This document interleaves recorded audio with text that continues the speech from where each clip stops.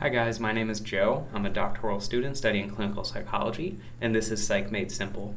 Now, this is going to be the first video covering a specific component of ACT, and if you're interested in an overview of ACT or acceptance and commitment therapy, then please watch my previous video that kind of gives a basic overview.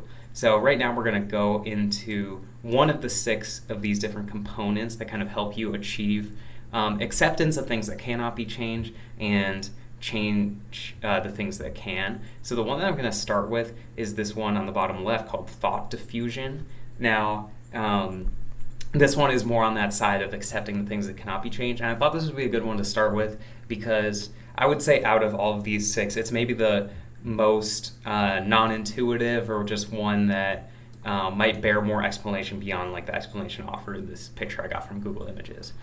So, to first understand what thought diffusion is, it's important to understand what fusion is. So basically, fusion, and I'm going to go to this next slide that has a helpful graph to kind of explain like going from fusion to diffusion.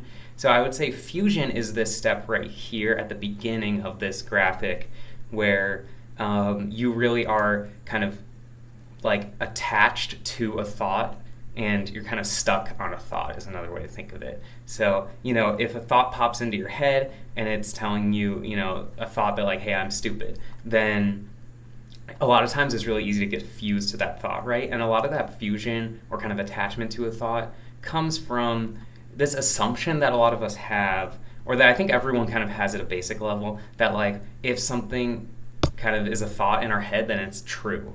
And it doesn't take that long to challenge or kind of overcome that thought, because if you really think about it, sometimes really weird or unusual things pop into our head. Sometimes it's like things that we know we would never do, like, oh, I would never like do this, but it just pops into your head like, some kind of image or some thought about doing that thing, like, but you would never do it. There's certain things like that might pop into your head, or just things that are totally untrue. Like you could have a thought that like, there are 0 humans on planet Earth. Like that's a thought that just popped into your head because I said it, but it doesn't take that much investigation to realize that that thought in your head isn't true, right? Because you're a human, I'm a human. So that's kind of the basic idea of kind of of moving from fusion to diffusion, is kind of to be able to step back from that thought and start evaluating it, and maybe doing that or kind of that analysis that we just did with the thought of there's 0 humans on Earth. But if you're really fused to the thought, you don't even think to evaluate it in a sense. So, if you start with I am stupid, I think a good next step, would be identifying that you're struggling with the thought of, I'm having a thought that I'm stupid. And then the next step that would be really kind of that full-on diffusion would be noticing the thought in a more objective way, and kind of being able to say out loud, I am noticing the thought, that I'm having the thought that I'm stupid, right? And this is something that's helpful to talk through with clients in therapy who are really struggling about some negative thought about themselves. Maybe it's stupid, or maybe you think you're lazy, right? And let's say a client is really thinking they're lazy, and we talk about it a little bit, and then I might help them try to, when that thought comes into your head, identify that not all thoughts are true, and then try to be able to step back from that thought and think, okay, I'm noticing that I'm having the thought that I'm stupid. And then you can go on to evaluate that thought, right? So one way is kind of what we just talked through with that a thought that there's 0 humans on planet Earth, right? It's not that hard to disprove that thought, but sometimes with things like I'm stupid, I'm lazy, like there's not really a clear definition to this statement, right? Is it that you have below a certain IQ? Is it that you don't have street smarts? Is it something totally different, like, someone told you you're stupid, so it must be true? There's a lot of different ways to kind of define stupid, and even like think about what that might be, or a lot of different ways to kind of think about that term, right? People, if you ask 10 people on the street, 10 people might define it 10 different ways.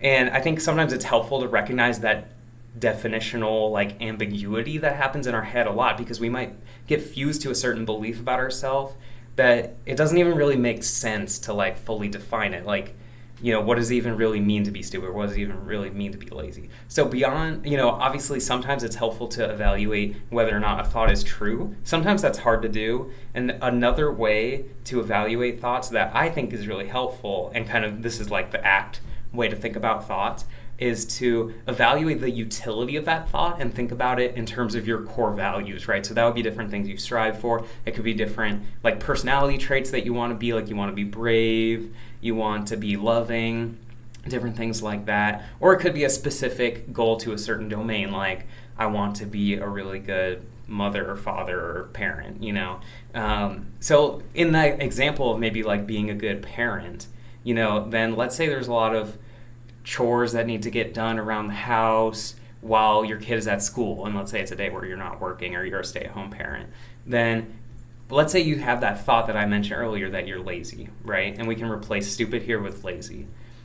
Let's think about, if you have that thought, I'm lazy, that might kind of be going on while you're sitting on the couch and you're like, oh yeah, I'm so lazy, I'm just sitting on the couch, I'm not getting any of my chores done. Sometimes that thought kind of becomes like a self-fulfilling prophecy when we get fused to it, right? If you just keep sitting on the ground or keep sitting on the couch and not doing anything because, yeah, I'm lazy and like I don't do chores, right?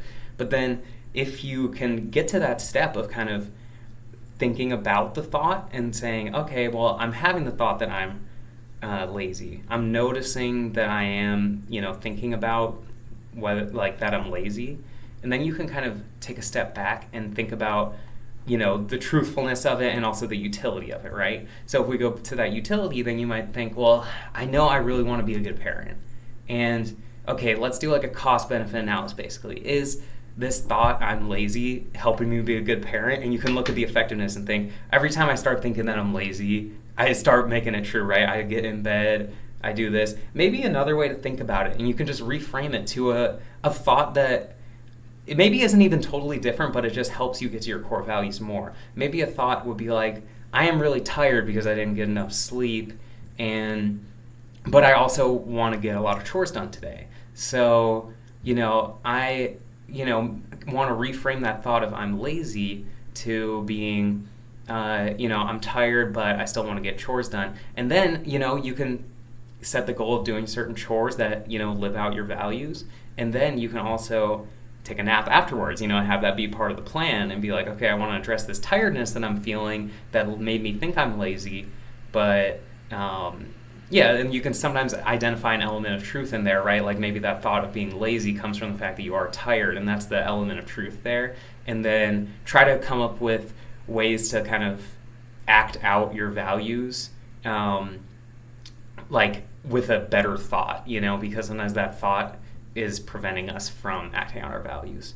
So that's kind of an overview of cognitive diffusion, and then kind of what to do afterwards once you've kind of diffused from a thought, and maybe how to reframe a thought and start making it into a thought that can help you live out your values.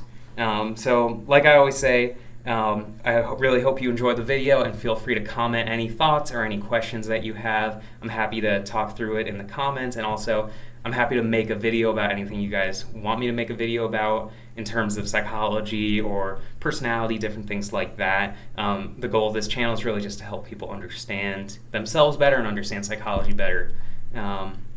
So yeah, feel free to comment, as I said, and then please like and subscribe if you enjoyed the video. Have a good rest of your day. Take care.